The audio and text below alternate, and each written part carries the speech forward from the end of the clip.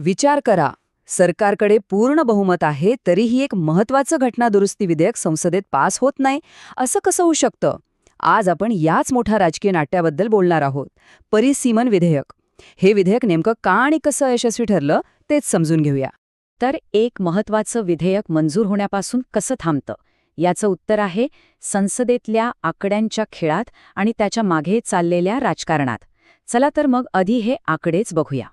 352 हा होता तो मॅजिक नंबर. हे जे संविधान 131वी दुरुस्ती विधेयक होतं ना, ते पास होण्यासाठी 352 मतांची गरज होती. म्हणजे 2/3 बहुमत. कोणतीही घटना दुरुस्ती करायची असेल तर एवढी मतं लागतातच. पण प्रत्यक्षात मतं किती पडली? फक्त 298. म्हणजे हव्या असलेल्या आकड्यापेक्षा कितीतरी कमी. ह्याच एका नंबरने या इतक्या मोठ्या महत्वाकांक्षी विधेयकाचं भवितव्य ठरवून टाकलं.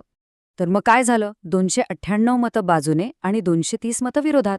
झालं, विधेयक अयशस्वी ठरलं. सरकारने मग लगेचच हे विधेयक आणि त्याच्याशी संबंधित अजून एक विधेयक बाजूला सारलं. पण प्रश्न हा आहे की एवढा मोठा घटनात्मक बदल असा अचानक का थांबला? याच्यामागे नक्की घडलं तरी काय? तर हे विधेयक होतं कशाबद्दल? याचा मूळ उद्देश अगदी सरळ होता. 2011ची जी जनगणना झाली होती ना, त्याच्या आधारावर लोकसभेच्या मतदारसंघांची फेररचना करणं. ऐकायला तर हे अगदी तांत्रिक आणि सरळसोट काम वाटतं, बरोबर? पण खरी वादाची ठेणगी ती इखेच पडली. आत्ता येतोय सगळ्यात इंटरेस्टिंग भाग. एक साधी तांत्रिक प्रक्रिया एका मोठ्या राजकीय लढाईचं कारण कशी काय बनू शकते? याचं उत्तर दडलंय आपल्या देशाच्या, भारताच्या बदलत्या लोकसंख्येच्या आकड्यांमध्ये.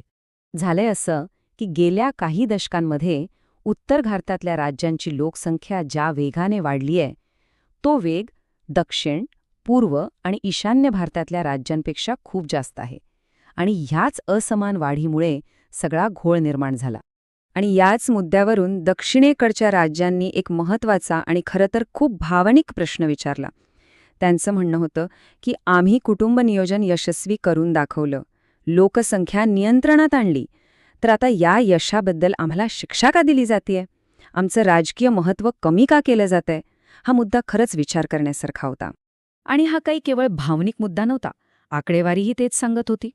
उदाहरणार्थ, या विधेयकामुळे तामिळनाडूच्या लोकसभेतल्या जागांचा वाटा जवळपास 11ने कमी झाला असता, तर आंध्र प्रदेशचा 5ने. विचार करा, याचा सरळ सरळ अर्थ होता की संसदेमध्ये या राज्यांचं राजकीय वजन खूप मोठ्या प्रमाणात कमी झालं असतं. आता हा वाद इतका वाढला की तो मिटवण्यासाठी सरकारला मध्ये पडावंच लागलं. त्यांनी एक तोडगा काढण्याचा प्रयत्नही केला. पण गंमत म्हणजे हाच प्रयत्न या विधेयाच्या अपयशाचं एक मोठं कारण ठरला.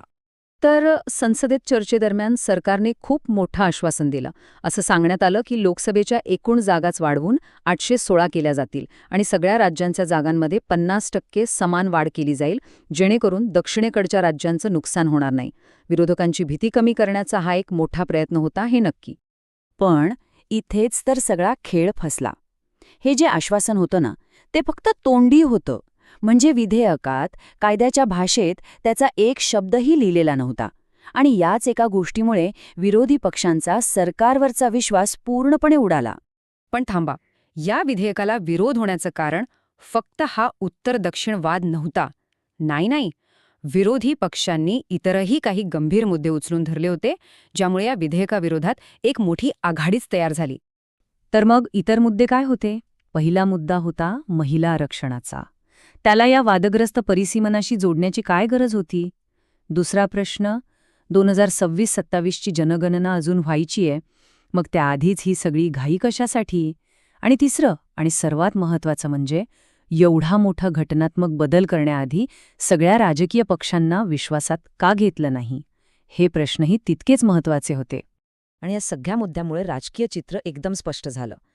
इंडिया आघाडीतल्या काँग्रेस, द्रमुक, समाजवादी पक्ष, डावे पक्ष ह्या सगळ्यांनी मिळून विरोधात मतदान केलं.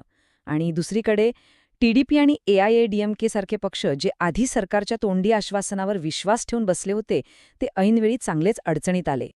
पण खरं पाहिलं तर हा फक्त काही जागा वाटपाचा किंवा राजकीय डावपेचांचा मुद्दा नाहीये. याच्या मुळाशी एक खूप मोठा आणि गंभीर प्रश्न आहे, आणि तो म्हणजे भारताच्या संघराज्य रचनेतल्या सत्ता संतुलनाचा. म्हणजे बघा, मुद्दा फक्त आकड्यांचा नाहीये. लोकसभेतल्या जागा वाटपाचं प्रमाण बदलणं म्हणजे थेट वेगवेगळ्या भागांचं, प्रदेशांचं राजकीय वजन बदलणं. आणि म्हणूनच हा विषय आपल्या देशाच्या एकतेसाठी इतका जास्त संवेदनशील बनतो. मग आता यावर मार्ग काय? तज्ज्ञांच्या मते भविष्यात जर असा काही प्रयत्न करायचाच असेल तर काही गोष्टी करणं खूप गरजेचे आहे. सगळ्यात आधी जनगणना पूर्ण होऊ द्या. त्यानंतर सगळ्या पक्षांशी बोलून एकमत तयार करा. राज्यांचं नुकसान होणार नाही याची लेखी हमी द्या. आणि हो, महिला आरक्षणासारखा महत्त्वाचा मुद्दा या राजकीय वादापासून वेगळा ठेवा. आणि शेवटी एक मूलभूत प्रश्न उरतोच. लोकशाहीमध्ये लोकसंख्येनुसार प्रतिनिधित्व मिळणं महत्त्वाचं आहे, यात वादच नाही. पण आपल्यासारख्या इतक्या विविधतेने नटलेल्या देशात केवळ लोकसंख्याच राजकीय शक्ती ठरवू शकते का? प्रादेशिक समानता आणि राष्ट्रीय एकता ह्यांचं संतुलन आपण कसं साधणार? या विधेयकाच्या अपयशाने हाच मोठा प्रश्न पुन्हा एकदा आपल्या सगळ्यांसमोर उभा केला आहे.